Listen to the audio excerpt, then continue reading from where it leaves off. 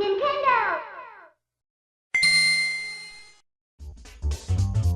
everyone, this is Chrono.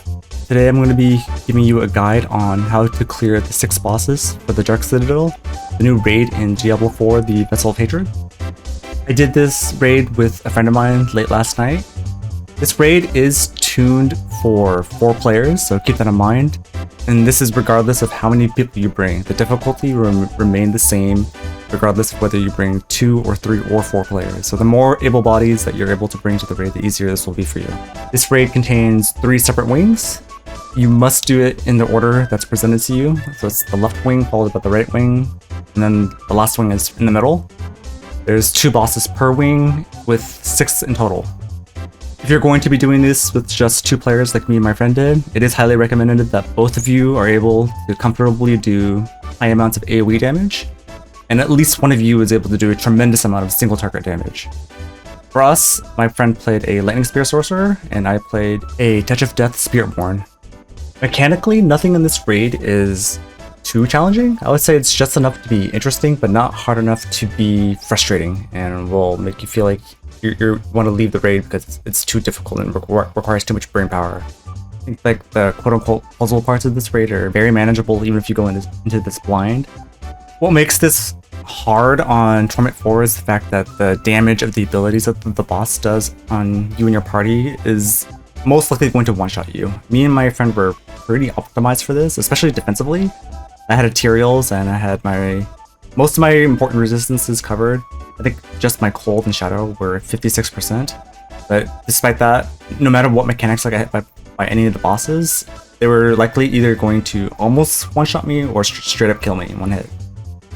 Alright, I'm actually going to begin by covering the second boss of the first wing, because the first boss died so quickly I didn't even realize it was a boss. It felt like just another elite ad. So we're going to go straight to the final boss of the first wing, Gorger. This fight is going to require that your group splits into 2 parties at certain points.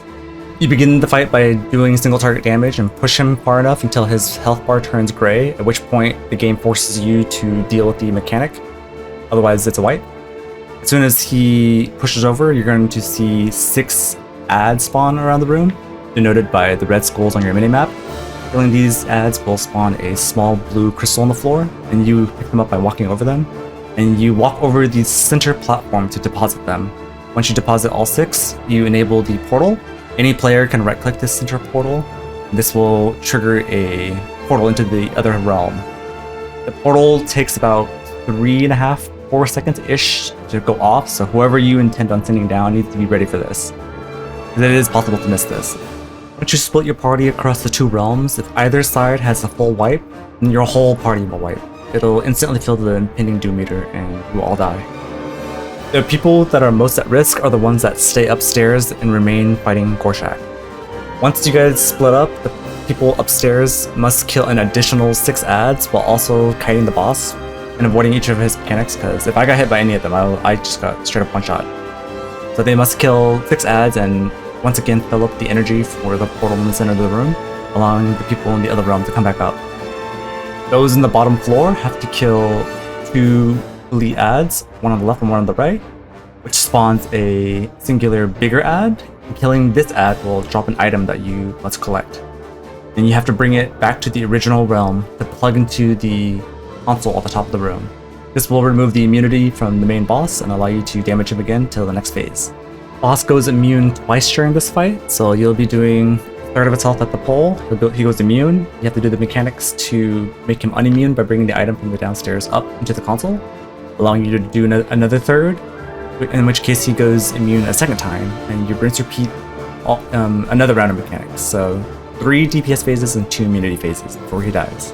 I would consider this boss the second hardest in the entire raid. It took me and my friend probably 20 to 30 minutes worth of attempts, and the hardest boss probably took us, it had to have been at least 40 minutes.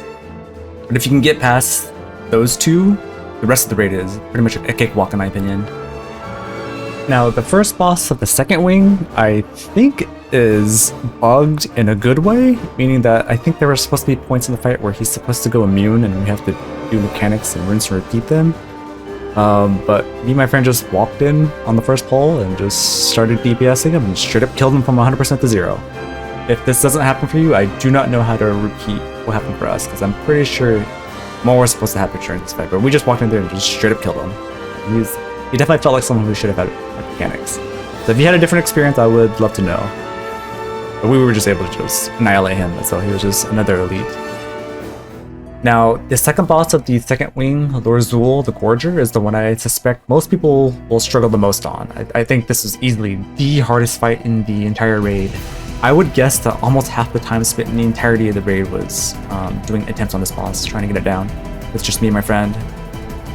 So this fight is broken down to a couple of phases. You start the fight with Lord Zool being completely immune, and he just sends a lot of trivial trash at you to clear out.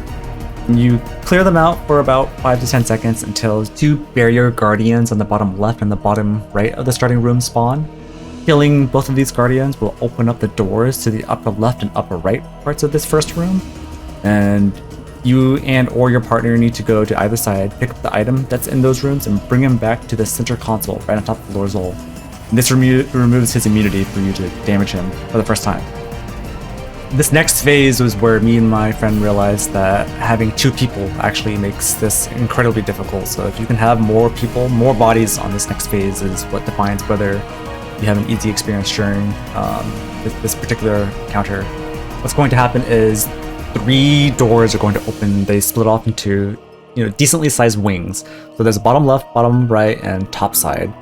And your goal is to get to the end of them, and there's going to be a locked door in each of these sections, and behind them is an item. You need to bring each of these 3 sigils back to the main room to once again remove the immunity for the boss so you can continue damaging him. This is how you continue the fight.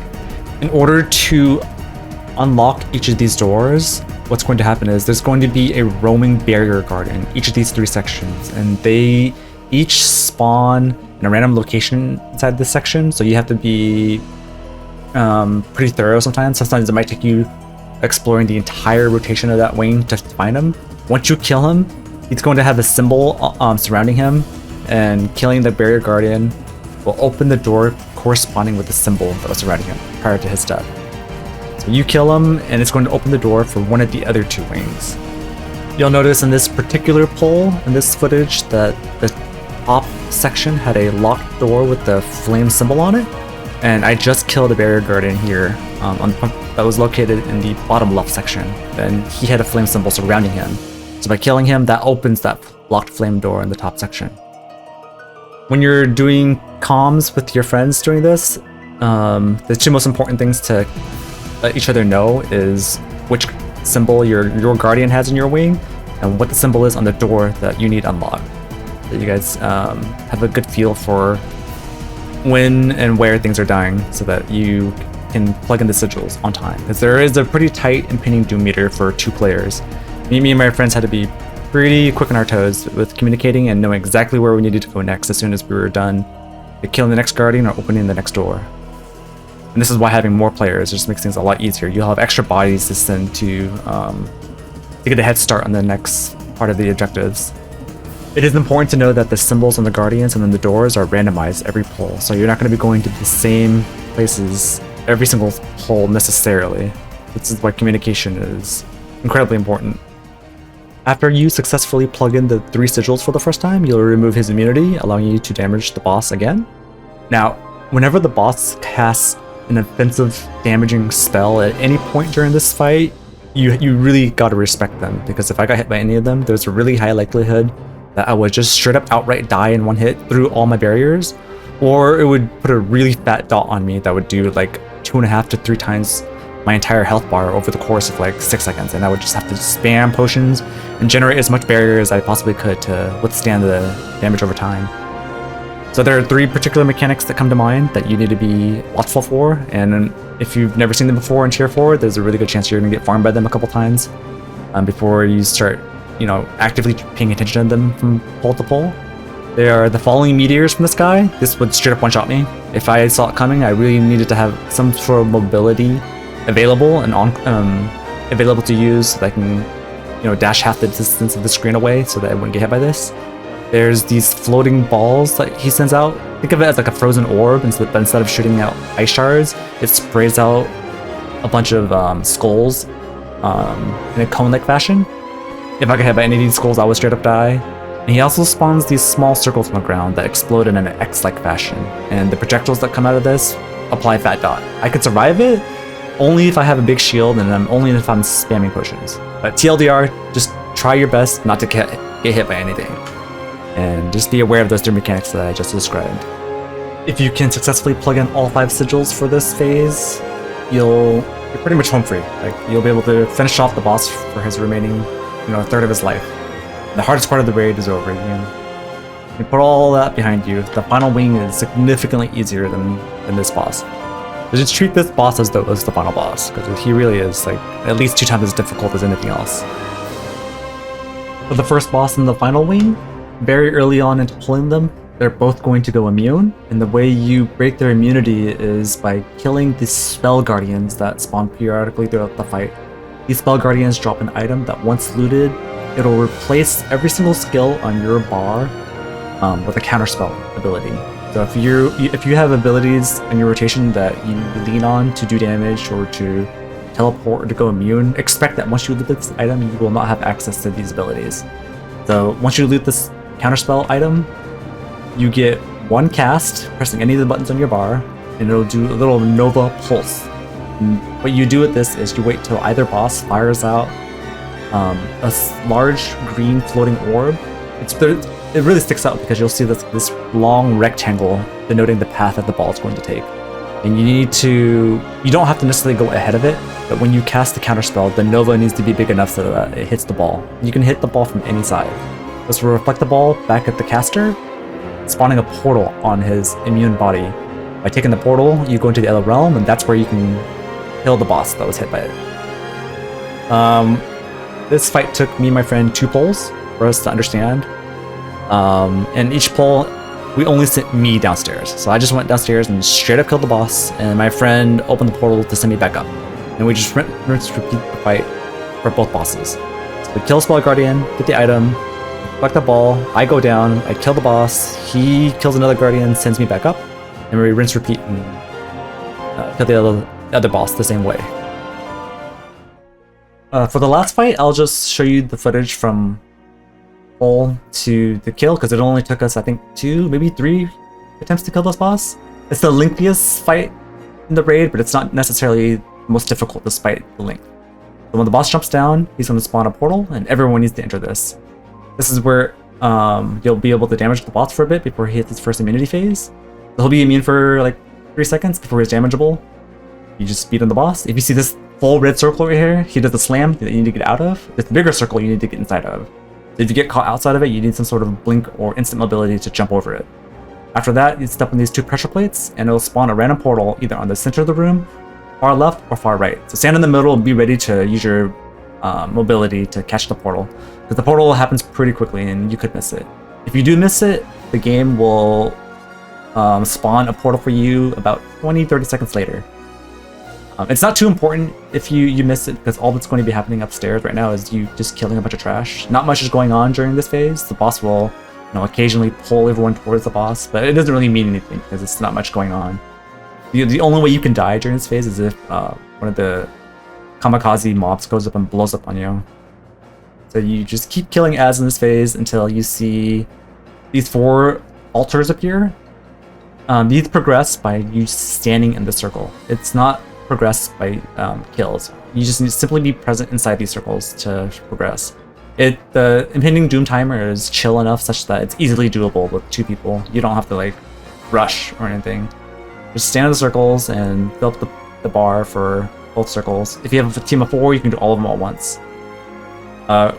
You'll notice that I have a moon symbol on top of my head. What this means is I need to kill a guardian that drops a moon sigil. If you can only loot the sigil that matches the sigil on top of your head. If you click on anything that's not the one matching on top of your head, you will die instantly.